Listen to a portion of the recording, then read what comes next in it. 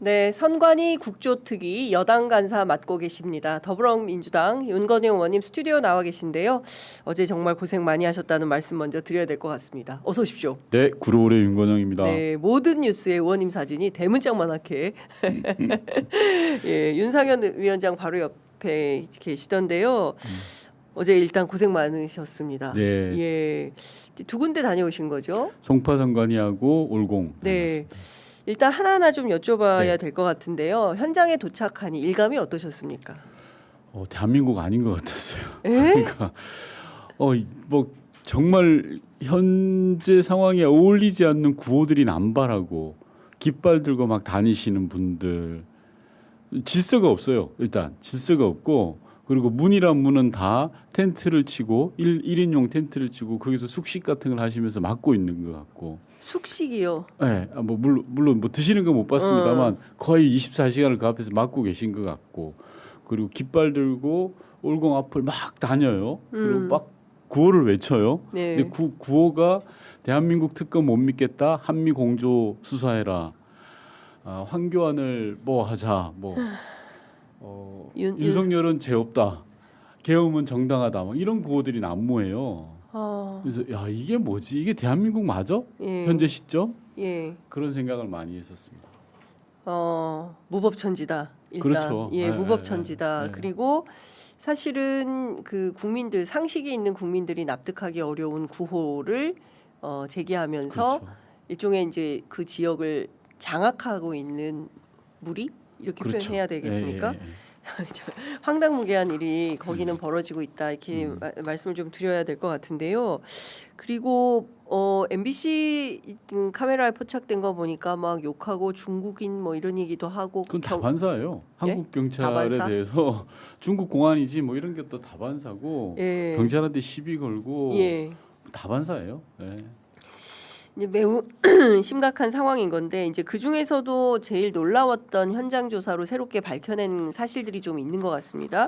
일단 현장에서 굉장히 많은 투표용지가 발견이 됐어요. 저희가 확인을 하러 갔던 네. 건 크게 이제 당시에 투표했을 때 가장 핵심이 투표 용지잖아요. 네네네. 투표 투표했던 투표지가 그대로 있냐라는 네. 걸 확인하러 갔었는데, 일단 투표지가 있는 보관돼 있는 화면을 보시면 아시겠는데 아주 이 스튜디오만한 방에 있어요. 박스 네. 안에 그대로 들어 있더라고요. 예. 그리고 거기 다 날인된 상태로 있었고, 그리고 송파구 선관위 담당자 말은 시건 장치도 이상이 없고 침입한 흔적도 없고 우리가 나갈 때 상황 그대로다. 바뀐 건 없다. 네. 라는 건데, 다만 CCTV 화면을 선관위가 확보하고 있냐라고 했더니 그건 못 하고 있다라고. CCTV가 없다는 거 아닙니까 거기? 그 투표지를 보관하는 방은 네. 샤워장이에요. 에? 선수들 샤워장. 예, 예. 왜냐하면 예. 선관위 책임자들이 급하게 나오면서 아. 투표지를 안전하게 보관할 장소를 찾았는데 예. 일단 창문이 없어야 되잖아요. 예, 예, 예. 왜냐하면 창문이 있으면 외부에 진입이 가능하니까. 그렇죠. 창문이 없는 곳, 꽉 막힌 곳, 시건 장치가 확실한 곳, 예. 뭐겠어요. 샤워장이구나. 그렇지 않겠습니까? 예, 그렇죠. 그리고 샤워장에 당연히 CCTV도 없죠. 아, 그러네요. 그쵸? 너무 당연하네요. 어떻게 찍어요? 불법 촬영에 네. 해당합니다. 근데 다만 그 방의 입구를 비추는 CCTV는 있어요. 입구는 그러니까 누가 들어갔다 나왔다는 볼 수도 있고, 예. 또 다른 거는 건물 자체가 지금 다 못 들어가고 막혀 있잖아요. 예, 그러니까 그렇죠. 그래서 CCTV 화면을 확보를 하면 뭐 저희가 확인할 수 있던 대략의 것들은 확인을 한 것 아닌가 싶어요. 일단 247만 장의 투표용지? 247만 장이라 해서 엄청 많은 것처럼 보이는데요. 예. 투표를 7장이 있잖아요. 에? 7장. 왜냐하면 시장, 구청장, 시의원, 예. 구의원. 그러네. 그래서 247만 장이지 실제로 이제 예. 송파구 인구수로 따지면 한 50만 명에 네, 해당하는 투표용지다. 라고 보시면 돼요. 50만 명이요? 50명. 아니 240만 만 장이니까 장이니까. 50만 명. 예. 그렇죠. 네. 50만 명에 해당하는 투표용지가 있는 것이고, 사실 근데 이 투표용지가 있었음에도 불구하고 배분이 잘못돼 가지고 투표용지 부족 사태가 있었다. 이렇게 봐야 되는 겁니까, 그럼? 맞습니다. 이걸 조금 더 설명을 드리면 예. 송파구 선관위가 잘못한 거는요. 송파구 일대가 요새 재개발 재건축이 많이 벌어지잖아요. 예. 근데 올 봄에 재개발돼서 입주하는 대규모 단지가 있었던 거예요. 예. 즉 5월달에 입주하는 단지가 예. 그런데 송파구 선관위는 예. 투표용지 인쇄하는 계산 기준을 3, 4월로 한 거예요. 생각해보세요. 5월달에 입주하는데 3, 4월 기준으로 하면 늘어나는 인구수를 전혀 반영을 못한 맞아요. 거네요. 예. 그렇기 때문에 송파 잠실 칠투나 이런 데서 문제가 생긴 거예요. 네. 첫 번째 문제는. 예. 그리고 두 번째는 그런 투표 용지가 부족하다는 상황이 벌어졌을 때 예. 신속하게 대응해야 되는데 그 대응을 못했어요. 왜? 일렬 번호를 입력하고 있느라고 몇 시간을 보냈어요. 네. 일렬 번호 입력을 어떻게 하냐고 하면 예. 도장 찍는 게 있어요. 예. 도장을 다 찍었어요. 일일이. 어. 선관위 직원 6명이. 예. 그리고 앉아 있다 보니까 제대로 된 신속한 대응을 못했어요. 무투표 용지라도 무번호 투표 용지라도 배분을 해야 되는데 예. 그걸 못했던 거예요. 조금 이해는 안 가요. 그러니까 이해 안 인력이 되죠. 부족해서 그런 건가 싶기도 하고 아무리 인력이 부족해도 선관위가 선거 날인데 어떻게든 뭐 아르바이트를 쓰든 뭘 해서라도 투표가 문제없게 잘 진행될 수 있도록 사전에 준비하고 투표는 제대로 되어야 됐었는데 너무나 무책임했다. 이제 이런 비판을 피하기는 어려울 것 같다는 네. 생각이 좀 들고 이 관련해서 윤상현 위원장이 공개 재개표를 해야 된다 이런 주장을 했다는 거예요. 여기 네. 있는 투표용지에 대하여 네, 네, 네. 뭐 유효든 무효든 일단 다 공개적으로 재개표를 해서 혹여라도 무슨 문제가 있는지 살펴봐야 된다라는 주장인데 그 주장은 어떻게 들으십니까?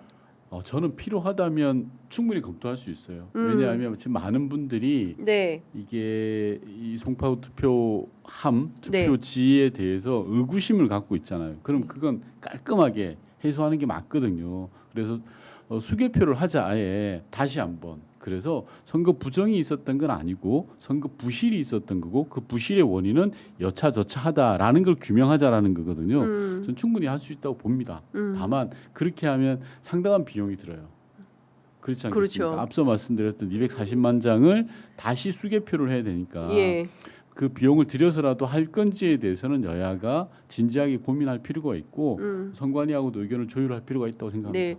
근데 생각보다 굉장히 많은 표가 남아 있어서 이게 대세에 지장은 없는 건가요? 아니요. 240만 장이라는 건 투표지가 남아 있다라는 거고요. 예, 예. 네, 그렇습니다. 그런 거구나. 네. 알겠습니다.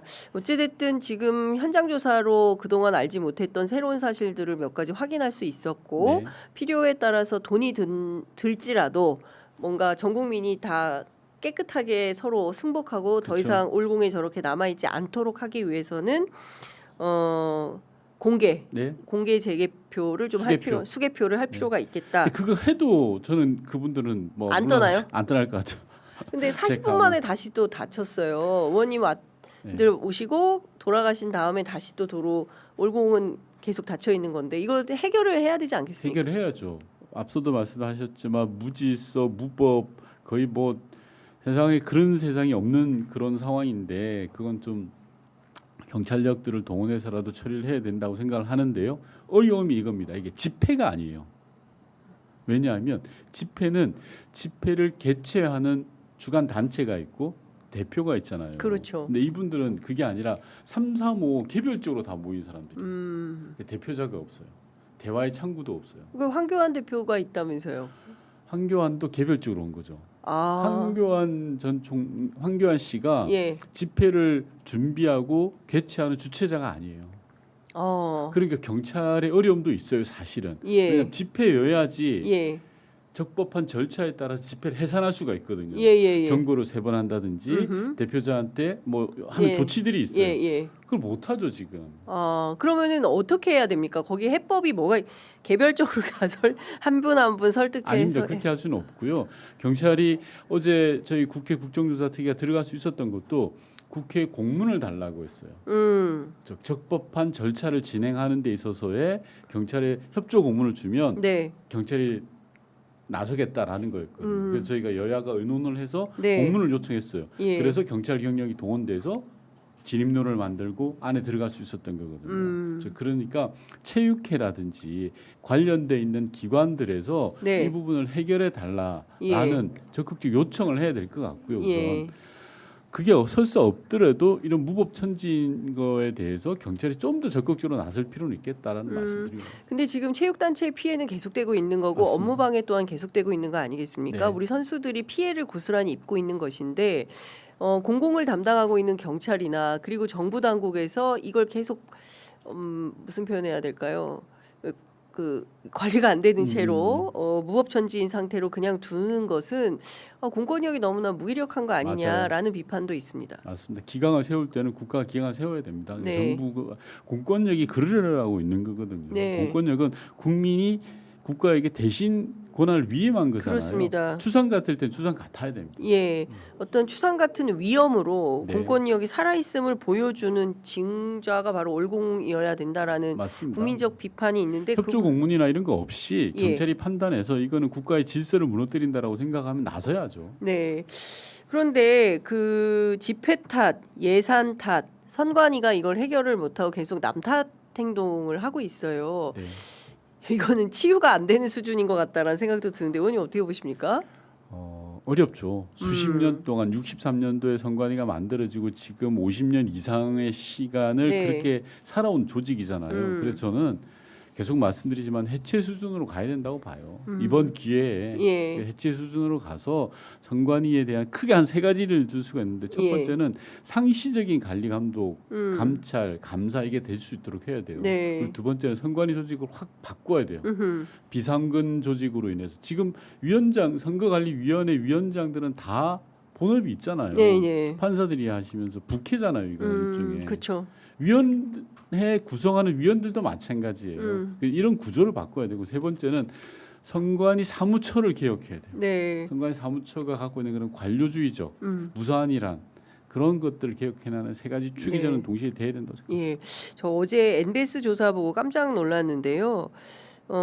지방선거에서 선관위 등이 의도적으로 투표 결과를 조작하거나 특정 후보에게 유리하도록 선거를 운영하는 일종의 부정선거가 있었다고 보느냐라는 질문에 대해서 있었다고 생각한다가 42, 없었다고 생각한다가 47로 집계가 됐습니다. 어떻게 보십니까? 심각한 겁니다. 예. 이게 저는 그동안 대한민국만큼 선거관리 잘하는 데가 없다고 생각했거든요. 네. 왜냐하면 실상 노무현 대통령 이후로 선관위에 굉장히 많은 힘을 실어줬어요.